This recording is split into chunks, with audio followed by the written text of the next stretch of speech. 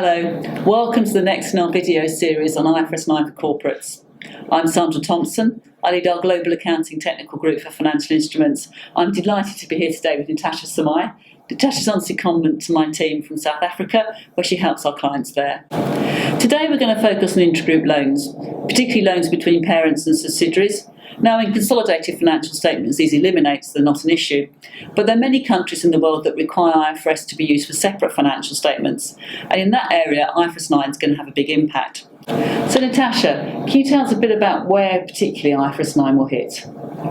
I'm going to have to start off with scope, actually deciding which standard the intra-group transaction falls into. The terms of these loans vary significantly depending on different tax requirements, legal requirements, as well as the intention of the different parties. So from that it sounds like not all intra-group loans are actually in the scope of IFRS 9. Is that right? Yes, absolutely. It is not uncommon to find a lot of these financing transactions have no written agreement, there isn't any interest payments or any fixed repayment date. So even though the parent might have the ability to call for repayment, the intention is actually to give a capital contribution, so it's actually just a long-term investment in the subsidiary. There are a number of factors to consider in making this assessment, such as what was past practice, what does payment history look like, as well as are there any documented terms. If the past practice indicates that payment has not been received, you more likely will see this as a capital contribution, which means that the financing will actually form part of the investment in the subsidiary itself and be a capital contribution. This means that the investment will not be in the scope of IFRS 9 and will in fact be accounted for under IAS 27, which deals with separate financial statements. This has an impact on both measurement as well as impairment requirements because it differs significantly to IFRS 9. Generally, loans with written terms or loans between fellow subsidiaries will fall within the scope of IFRS 9. This means that all the requirements of IFRS 9 will apply, which includes impairment. Sandra, we know impairment under IFRS 9 is very complex. What should corporates watch out for? Thanks, Nitassha. Well, when it comes to intra-group loans, this could actually be quite a big number, both big and volatile. And intra-group loans don't qualify for any of the simplified approaches in IFRS 9. The full model will apply. What does that mean? Well, it means on day one, when a parent first lends an amount to its subsidiary, it will have to book an impairment provision. That's different from today. Typically, you don't get that day one loss. Subsequently, if the credit risk of that loan increases significantly, the impairment provision will have to be stepped up. On day one, it's a 12-month expected loss, but if there's a significant increase in credit risk, it will move up to a full lifetime expected credit loss. And for long-term loans to subsidiaries, that could be quite a big number. This will affect reported profits, but also could flow through into things like distributable profits and affect the subsidiary's ability to pay dividends to its parent.